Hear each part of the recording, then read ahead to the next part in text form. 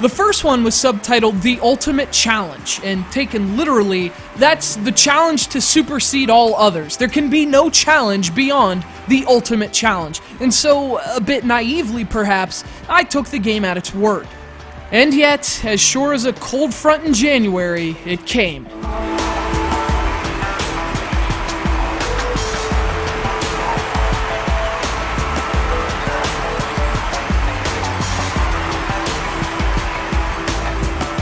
It was called The Next Challenge, a follow-up to what had been promised to be The Ultimate Challenge. It makes as much sense as doing an action film called Random Movie 4 after you've already done Random Movie 3, the final random movie.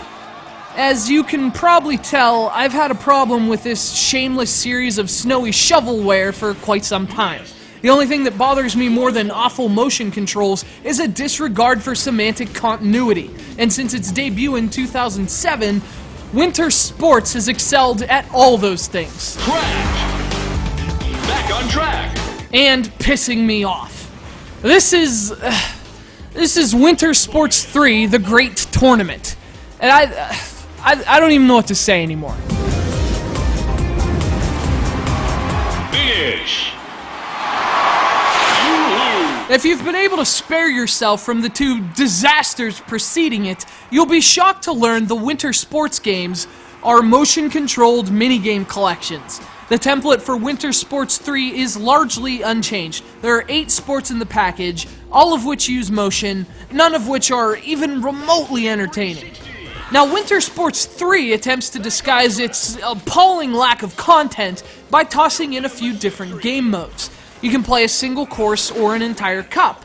You can work your way through a career if you're so inclined, or you can attempt specific challenges. There's even a collection of 48 trophies you can unlock, all over the course of just 8 sports. And that's the trick Winter Sports has learned for its 3rd iteration. There seems like there's more to do than past Winter Sports games, but it has fewer actual sports than any other game in the series.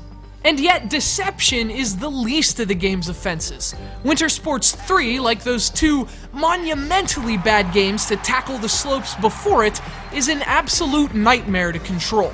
Steering with tilt is a constant struggle, the motions are unresponsive in almost every game on the disc, and when the controls do work, the games are about as fun as crashing into a tree. But one thing I will say about Winter Sports 3 is that it does seem like a little more effort went into this one.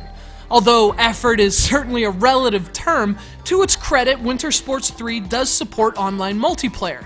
At least, allegedly. I spent almost an hour waiting to see what kind of sick bastard would willingly endure the torturous sequence of buying this game and then actually playing it long enough to take it online. And I found no one. Nada, zilch, zero, and I gotta tell you, that really restored my dwindling faith in humanity. So the online multiplayer and additional modes are a nice touch, even if the actual sports are fewer, and certainly some of the games are a little better than others.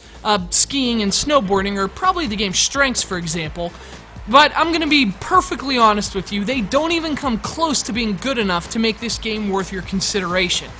This is, in every conceivable way, a terrible, terrible video game.